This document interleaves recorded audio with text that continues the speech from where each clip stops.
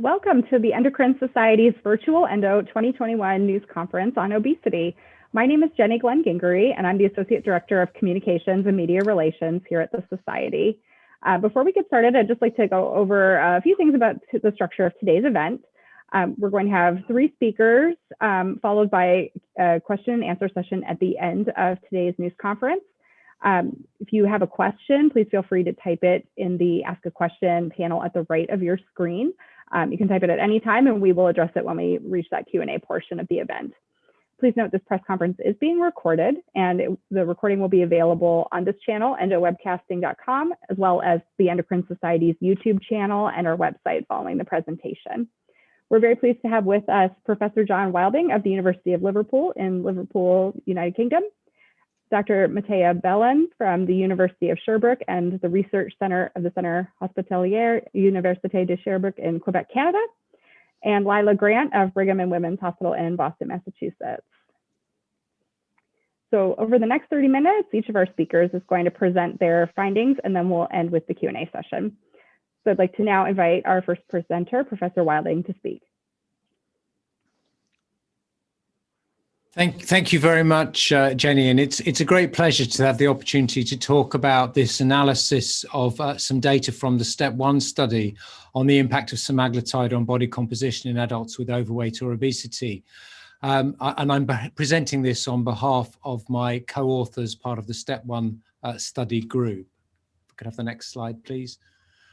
This is just a disclaimer because this study was sponsored by Novo Nordisk and just to make the point really that this dose of semaglutide is not currently approved for clinical use. And these are my own disclosures. I do work with the pharmaceutical industry in the areas of obesity and diabetes. Next slide. So the STEP program is part of the phase 3 development program for semaglutide 2.4 milligrams once weekly for the treatment of obesity.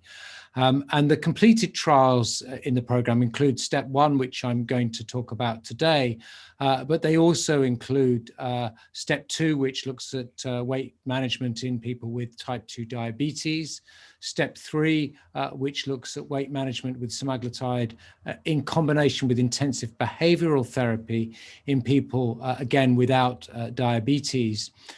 And STEP 4, which is a trial looking at sustainability of weight management, what happens if you induce weight loss with semaglutide, and then see what happens if you either continue or stop the medication.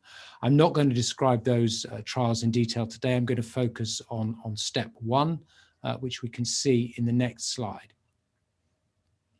So this is a reminder of the STEP 1 study design, and there are more details about this study in a poster presentation, a separate poster presentation at this meeting, and it's also published in the New England Journal of Medicine about a month ago. So STEP 1 included people with obesity or overweight with at least one comorbidity. We excluded people with diabetes. We excluded people who had other treatments for obesity, such as bariatric surgery or recent use of anti-obesity medication. This is the largest trial in the STEP program, nearly 3,000 people randomized in a 2-to-1 ratio to semaglutide 2.4 milligrams weekly as the target dose, or to placebo on a background of lifestyle intervention. So everybody in the trial gets lifestyle intervention. And as you can see here, there's a 16-week dose escalation and then a weight maintenance, dose maintenance period of 52 weeks, which gives us a 68 weeks end of treatment time point. What we're going to focus on today is a subgroup analysis of a group of people who had DEXA or dual X-ray absorptiometry measurement of body composition as part of the STEP 1 trial. But what I will show you first in the next slide is the couple of key results from this trial, just showing how effective this was for weight management. We see an average 14.9% percentage points weight loss with semaglutide compared to just 2.4% with the diet and lifestyle in the placebo group using an intention to treat analysis.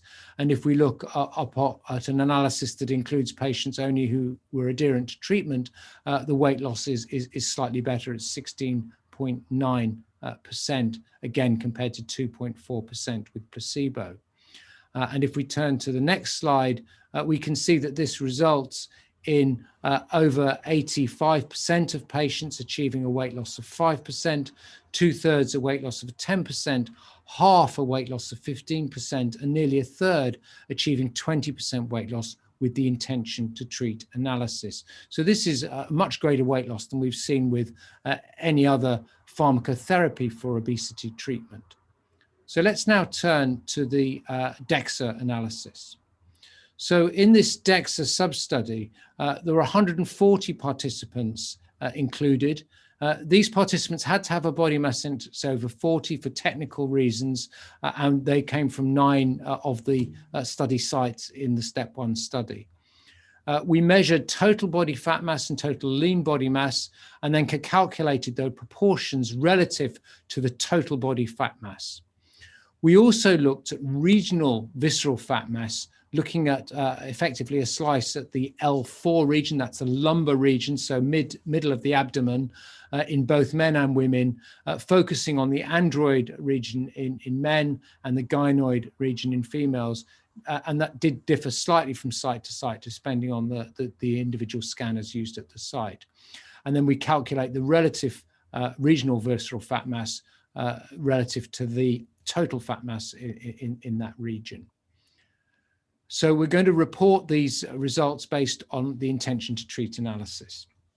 So this is the baseline characteristics of the DEXA subpopulation. You'll see that they were on average around 50 years of age.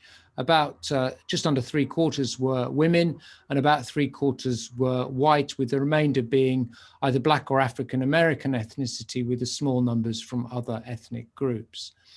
We do see the mean BMI was slightly lower than for the total numbers included in the step 1 study at around 35, and mean body weight was around 100 kilos. These patients tended to have a high waist circumference, a relatively normal HbA1c, but you can see the total fat mass is quite high. It's around 44% of total body weight is adipose tissue, and about 1/3 of the regional body mass was fat, and the total lean body mass is around 54%.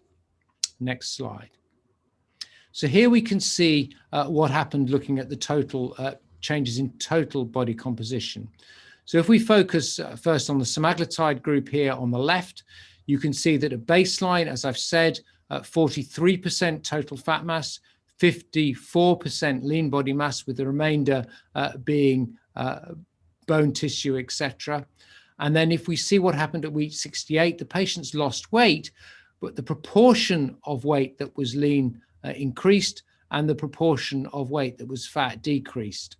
If we look at what happened in the placebo group, they did lose a little bit of weight, but the proportions really didn't change at all during the course of the study.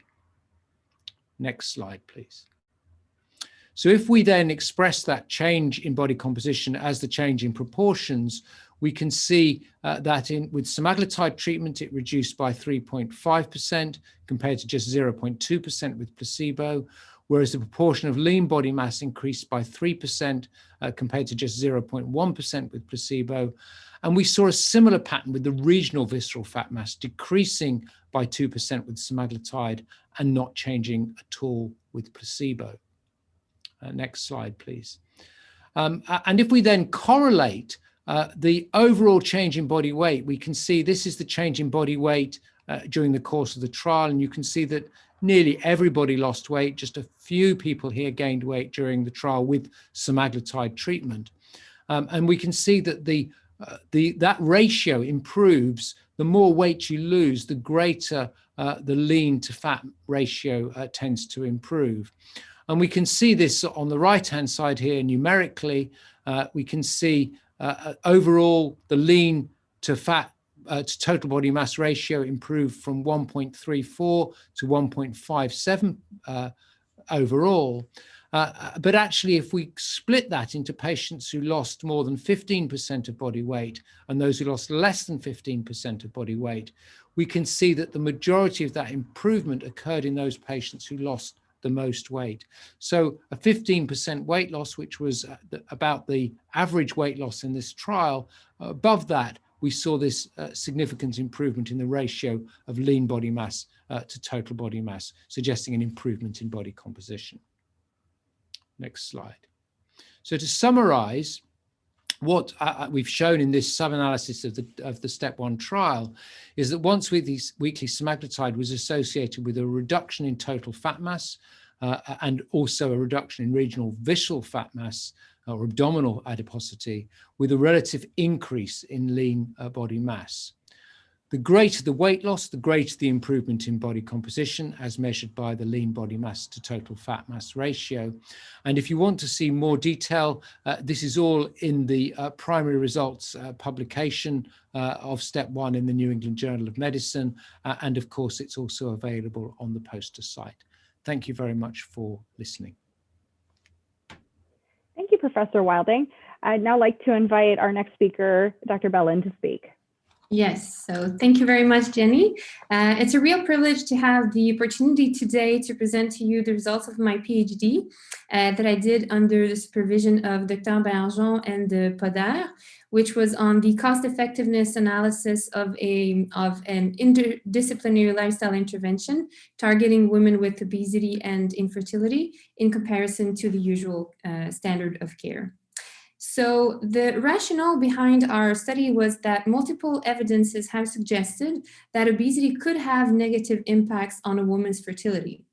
But because we know that obesity could be a reversible condition, we asked ourselves, well, is the relation between obesity and infertility a reversible one as well? And as a matter of fact, a change in lifestyle habits with a moderate weight loss of 5 to 10% of the initial weight is recommended as a first-line treatment for women with obesity and infertility. And this is recommended by different national and international organizations and associations working in the fields of fertility. And this is because some studies have suggested that a lifestyle change could improve a woman's fertility by improving her ovulatory frequency, her spontaneous pregnancy rate, and also the effectiveness of medically assisted reproductive procedures.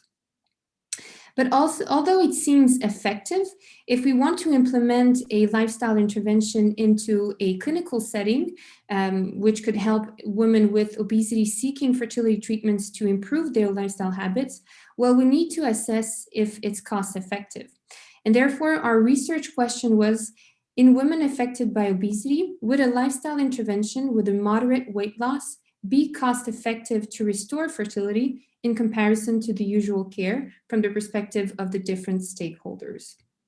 To do so, we did a cost-effectiveness analysis along a randomized controlled trial, the obesity fertility study, for which the main objective was to assess the Fit for Fertility program's impact on fertility outcomes. For that, we included all women who were aged between 18 and 40 years old, who had infertility, who had as well obesity, so a BMI equal or above 30 kilograms per square meter, or had overweight with a BMI equal or above 27, but with a polycystic ovary syndrome. We excluded all women for whom IVF was the only fertility treatment option.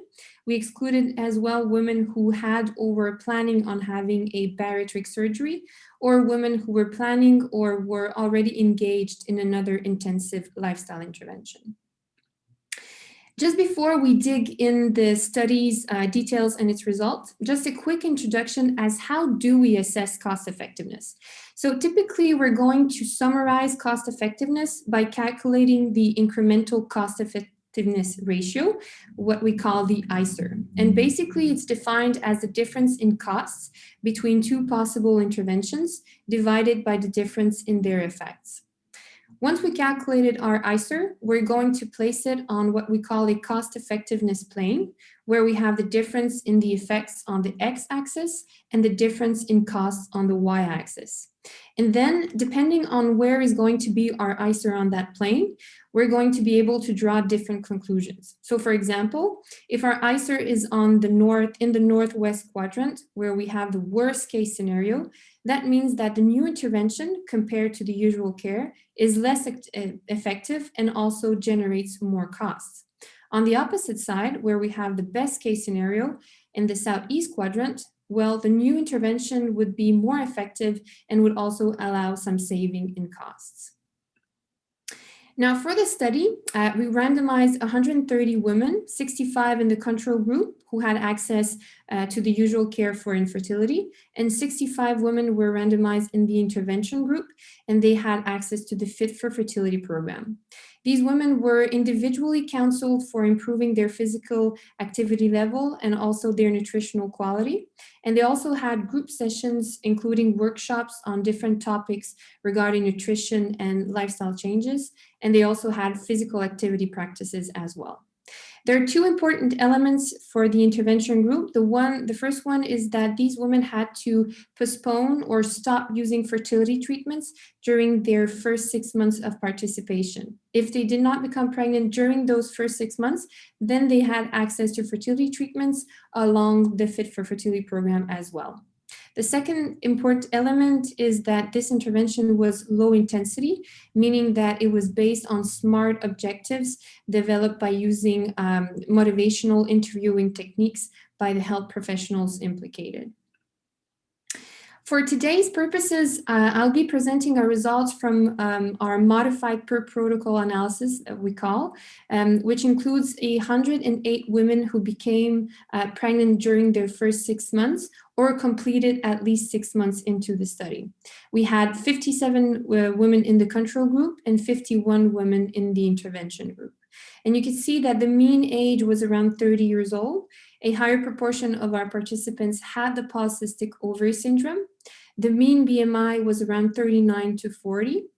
Around 20 to 25% of our participants had a university degree.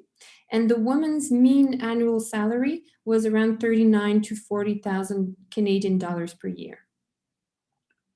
So for the results, first of all, if we look at the effectiveness of the Fit for Fertility program versus the usual standard of care, from the pregnancy rate perspective, well, we had around 61% pregnancy rate in the intervention group compared to around 39% in the control group. And this was statistically significant. But the difference was even more statistically significant between both groups when we looked at the spontaneous pregnancy rate, so meaning pregnancies that occurred without the use of fertility treatments. And this time around, we had about 1/3 of the women in the intervention group who had a spontaneous pregnancy compared to around 12% in the control group. And this could suggest some savings in costs regarding fertility treatments from the intervention group's perspective. But our main focus was on the live birth rate because it is the ultimate objective of any fertility intervention. So this time we had around 51% live birth rate in the intervention group compared to around 39% in the control group.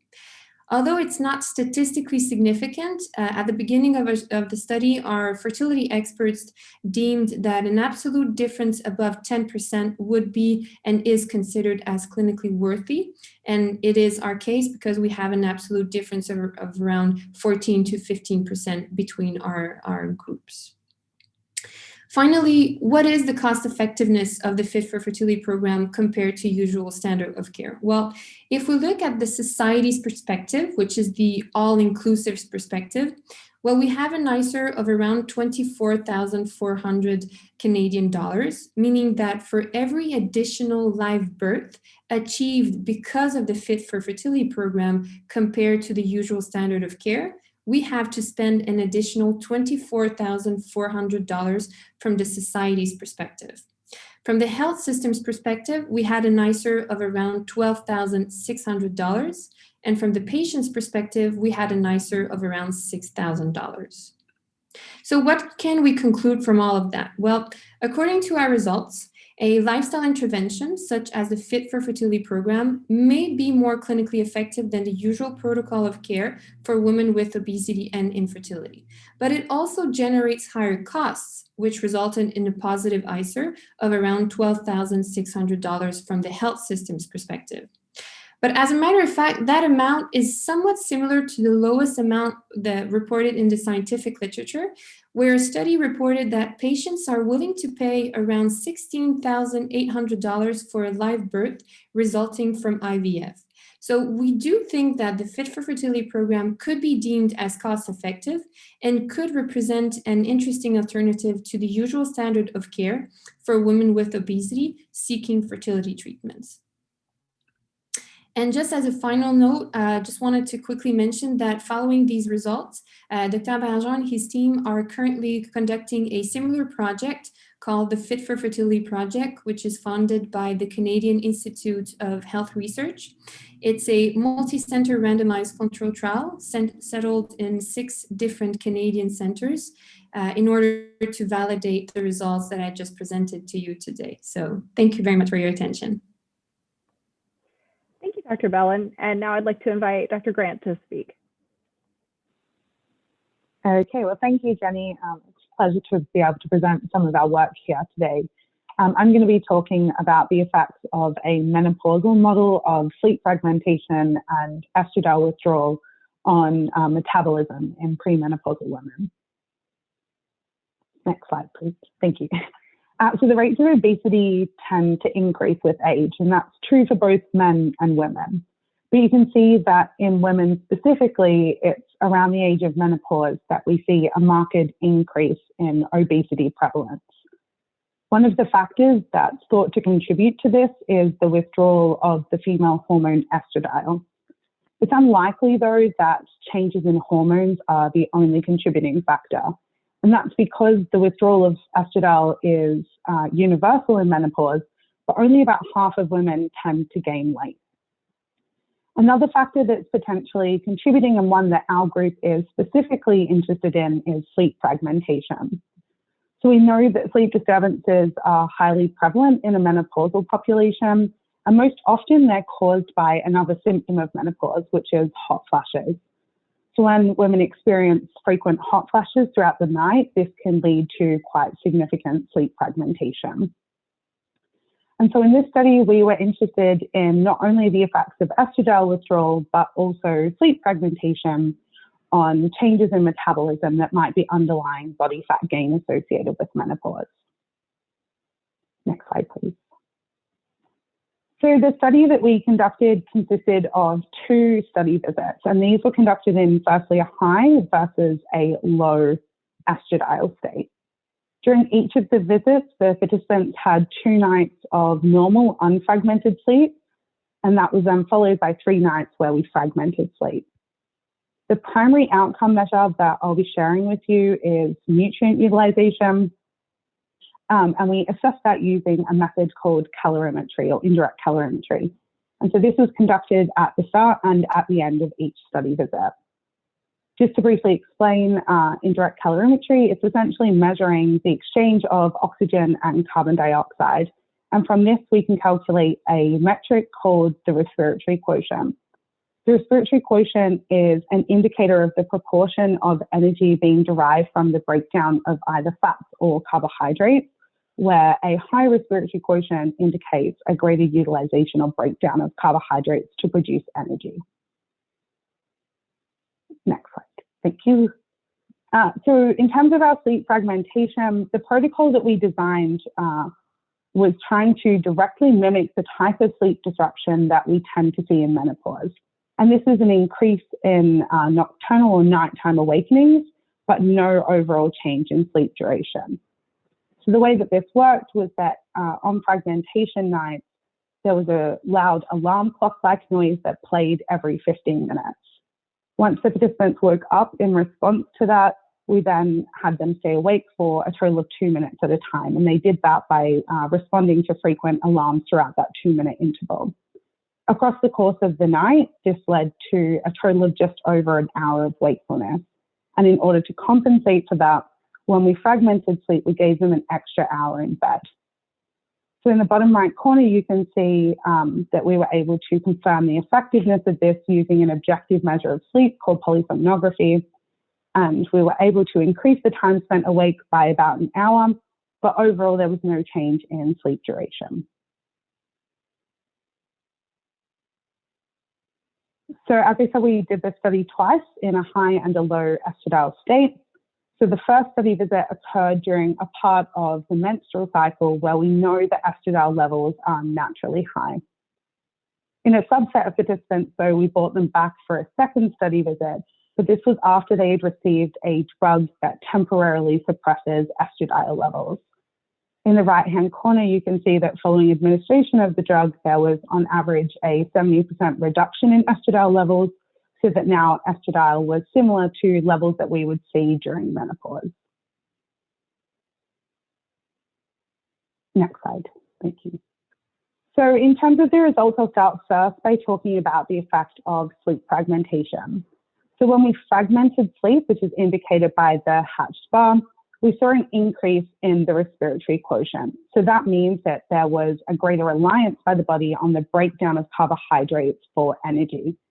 To put our respiratory quotient into context, if you are eating a mixed diet of carbohydrates, fats, and proteins, we would expect your resting RQ to fall somewhere in the range of 0.8 to 0.85. And that was true for the women after they had normal sleep. When we fragment sleep, though, that respiratory quotient value increased, and so now it's outside of that healthy range. In addition to the changes in the respiratory quotient, and not unexpected based on the way that the respiratory quotient changed, we also saw a change in the rate of oxidation of fat. So this means that the women were burning less fat, which ultimately would lead to greater fat storage. So if we suppress estradiol, but we don't change sleep, we see the same response. So there's an increase again in our respiratory quotient, but no change in fat utilization. When we combined the two interventions, so this is sleep fragmentation in that hypo or low estradiol state, the same outcomes were observed. So we had an increase in respiratory quotient and that decrease in fat oxidation. But I will point out that at least under these circumstances or under this condition, we didn't see an additive effect. So the combination of the intervention was no worse than either intervention on its own. So to summarize our results, our menopausal model of sleep fragmentation and estradiol suppression led to changes in nutrient utilization that, if someone was to maintain the same diet, might ultimately lead to body fat gain. Importantly, our sleep fragmentation protocol showed that sleep or healthy sleep cannot just be defined by sleep duration, since we see these negative effects on metabolism in response to sleep fragmentation, even when we maintain sleep duration.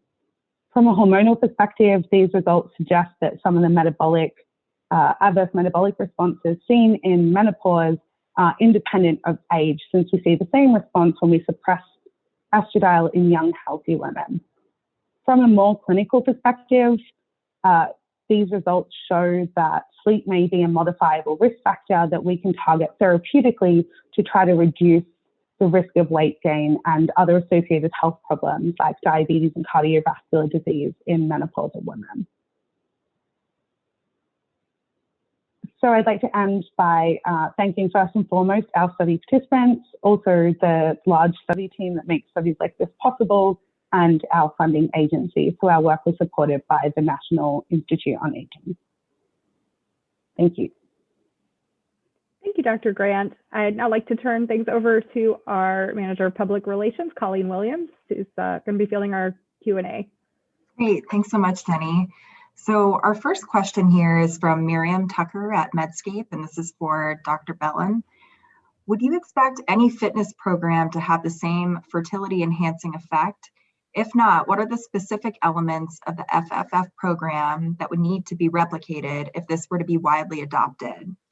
Also, what advice are women with infertility traditionally given regarding lifestyle approaches? Oh, so it's a multiple step question. Interesting. Yeah, if you need me to repeat anything, I know I just read a very long question, so just let me know.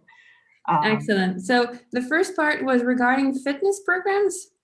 Yeah, so would you expect any fitness program to have the same fertility enhancing effect? Well, it depends greatly on the fitness program. If I understand well the question, fitness programs would be only for physical activity. The unique part of our Fit for Fertility program is there's no physical activity or specific program that we've given to these participants. The main objective was really to help them improve their lifestyle habits, and beginning where they are currently regarding their lifestyle habits, and then help them gradually improve depending on their context, what they like, what they don't like, their experiences, what they think they're able to do. So the main objective was really to improve gradually lifestyle habits and help them maintain in the long run their lifestyle habits. So when we say low intensity, it's really something we wanted to keep sustainable in time and help them to improve their lifestyle habits in the long run. When they become pregnant, that they won't have a relapse regarding their nutritional habits or physical activity levels as well, and they maybe can help the newborn and maybe the spouse also to improve their lifestyle habits. So I don't think it's a fitness program that would have a significant impact on women's fertility. I think it's a wholesome, and it's really maintaining and gradually improving lifestyle habits with a weight loss. Weight loss is an important element as well. What was the other part of the question? Yeah, so I think you covered most of it. Just, yeah, what advice are women with infertility traditionally given regarding lifestyle approaches? So I think you covered that a little bit, but. Yeah, they have some advice. The gynecologists and obstetricians give them some advice for improving their lifestyle habits, but it's general advice.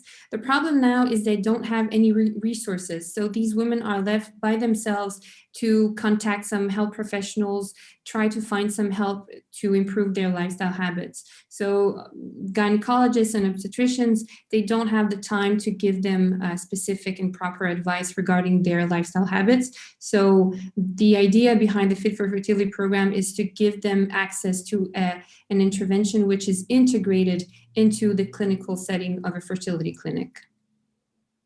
Great, thank you so much for that response. I actually have a question too for Professor Wilding.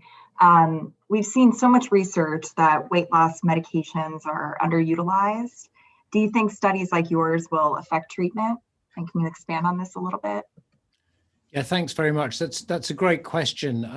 There's no doubt that we've seen a lot of medicines come and go for obesity treatment, and part of the reason for that has been that a lot of the medicines that are available are either only very modestly effective, with only giving 3 or 4 kilograms additional weight loss over what we see with a good lifestyle program, which is fundamental to any help that we're trying to give people with overweight and obesity.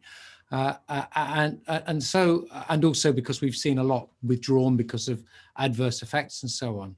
I think the really good thing that we're seeing with semaglutide in the STEP program, which of course isn't yet available for treatment, is firstly that the weight loss is really very, very impressive, average of nearly 15% of body weight loss, which is much more than we've seen with existing medicines, even compared to the other GLP-1 receptor analog, which is approved for obesity, liraglutide.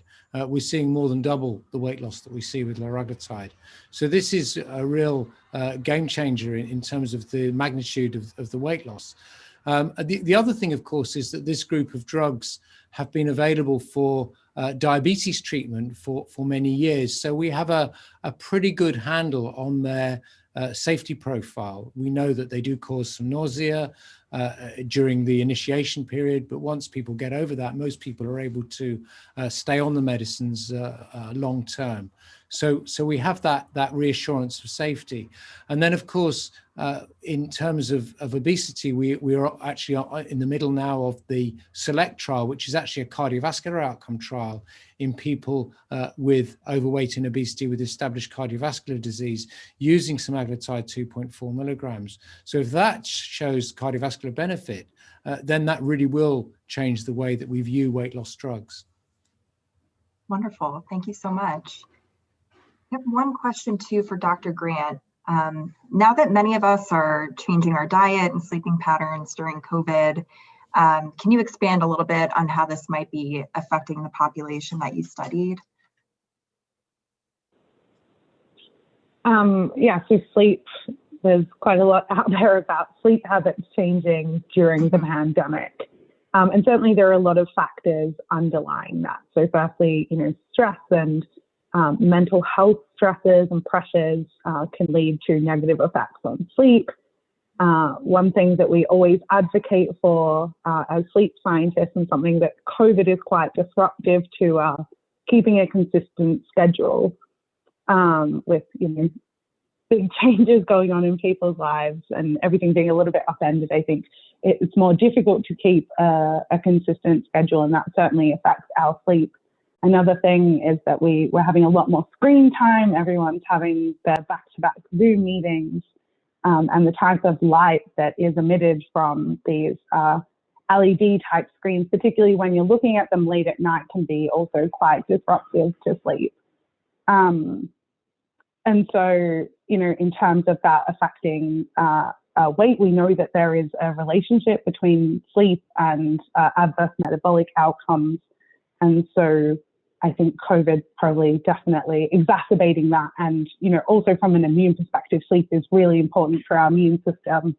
And so we want to make sure that we're sleeping well, especially during a pandemic.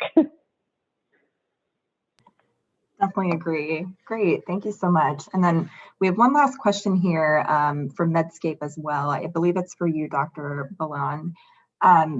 Do you have any experience with semaglutide to improve fertility? Would it be possible to design a future clinical trial of GLP-1 agonists to improve fertility?